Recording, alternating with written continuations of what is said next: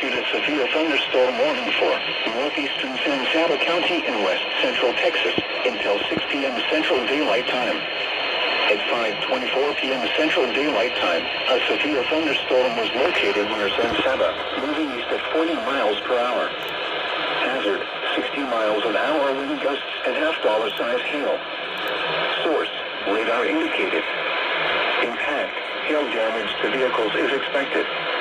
Expect wind damage to roofs, siding, and trees. This severe thunderstorm will remain over mainly rural areas of central San Saba County, including the following locations: US 190 near the San Saba-Lamp Passes County line. A tornado watch remains in effect until 10 p.m. Central Daylight Time for west central Texas. For your protection, move to an interior room on the lowest floor of a building. A tornado watch remains in effect until 10 p.m. Central Daylight Time for west central Texas.